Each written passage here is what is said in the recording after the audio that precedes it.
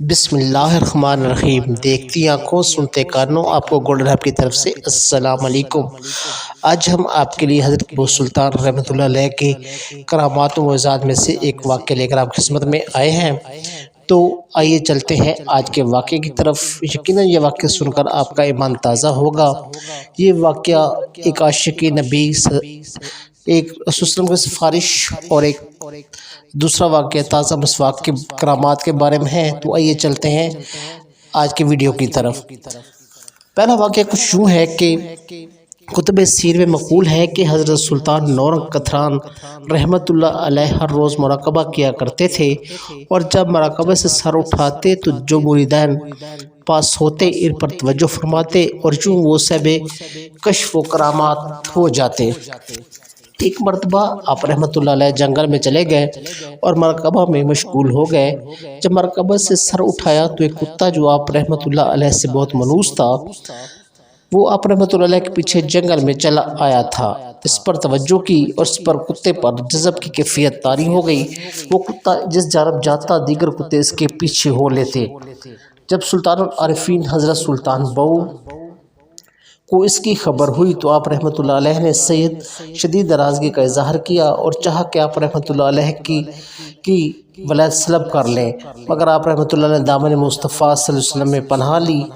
حضور کریم صلی اللہ علیہ وسلم نے حضرت سلطان بہو رحمۃ اللہ علیہ کو غیبی طور پر اشارہ فرمایا کہ اگر وہ ایسا نہ کرتا تو اس کا سینہ پھٹ جاتا، مگر اب آئندہ خیال رکھے گا۔ تو یہ تھا پہلا واقعہ۔ آئیے اب چلتے ہیں دوسرے واقعے کی طرف۔ دوسرا واقعہ کچھ یوں ہے کہ سلطان العارفین حضرت سلطان بہو رحمۃ اللہ علیہ چند درویشوں کے ہمراہ سیاحت کی غرض سے سانگڑ تشریف لے گئے۔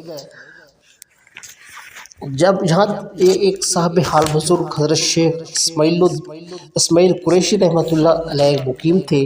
حضرت شیخ اسماعیل قریشی رحمۃ اللہ علیہ یہاں شیخ الاسلام حضرت شیخ غوث بہائی الدین ذکریہ ملتانی کے پوتے قطب الدین عالم حضرت شاہ رخ الدین عالم کے خلیفہ اور حضرت شیخ موسیٰ رحمۃ اللہ علیہ کی اولاد میں سے تھے۔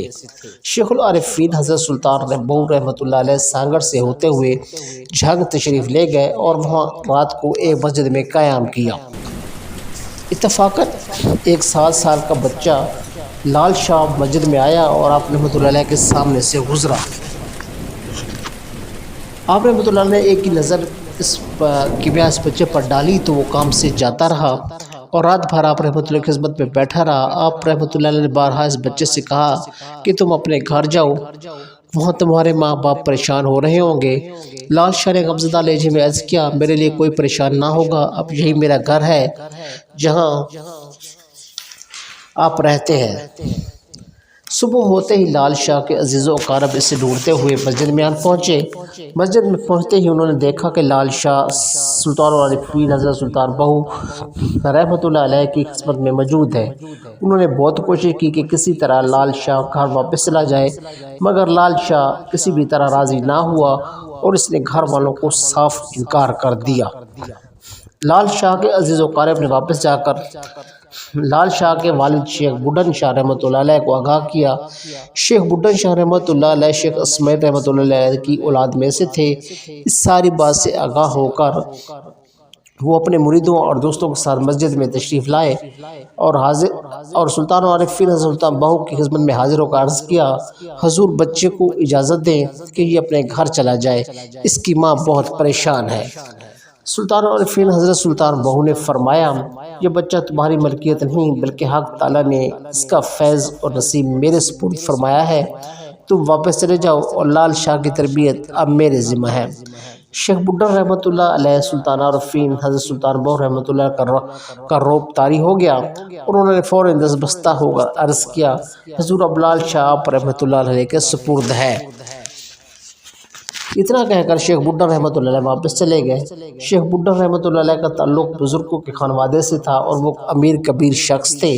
شیخ بڈھن نے 2 شادیاں کی تھیں اور ان کی پہلی بیوی لال شاہ کی ماں تھی، جبکہ دوسری بیوی نے بڈھن شاہ پر اپنا قبضہ جما لیا تھا۔ اس کی وجہ سے لال شاہ اور اس کی والدہ دونوں گھر کے ایک گوشے میں رہتے تھے۔ جب لال شاہ کی والدہ کو اپنے بیٹے کا حال معلوم ہوا تو سلطان عارفین سلطان بہو رحمۃ اللہ کے پاس اپنا پیغام بھیجا، حضور میرا ایک ہی بیٹا ہے جس کے سہارے میں اپنی زندگی کے دن گزار رہی ہوں، اگر آپ رحمۃ اللہ علیہ اجازت دیں تو میں بھی حاضر ہو کر اپنے بیٹے کے ساتھ رہوں۔ سلطان العارفین حضرت سلطان بہو رحمۃ اللہ علیہ نے پیغام لانے والے سے فرمایا، اس سے کہو کہ وہ چونکہ ایک باپردہ خاتون ہے لہٰذا وہ اطمینان سے بے فکر ہو کر گھر کی چار دیواری میں بیٹھی رہے۔ لال شاہ کی والدہ نے دوبارہ پیغام بھیجا، حضور آپ رحمۃ اللہ کا فیض روحانی عام ہے تو مجھے اس نعمت سے کیوں محروم رکھے ہوئے ہیں؟ لال شاہ کی غمزدہ والدہ کی درخواست سن کر آپ رحمۃ اللہ علیہ نے فرمایا، تمہیں ایک دن کے لیے سورۃ مزمل کا ورد کافی ہے، اللہ عز و جل تمہاری مدد کرے گا۔ سلطان عارفین سلطان بہو کا یہ فرمانا تھا۔ لال شاہ کی والدہ بے حال ہو گئی اور اس روز کے بعد ان کی زبان سے سورۃ مزمل کا ورد جاری ہو گیا اور وہ دنیاوی کاموں سے بے نیاز ہو گئی۔ ان کے دن و رات جذب و استغراق کے عالم میں گزرنے لگے، اور اگر آپ کبھی روٹی پکانے کا خیال آتا تو روٹی توے پر پڑی پڑی جل جاتی تھی۔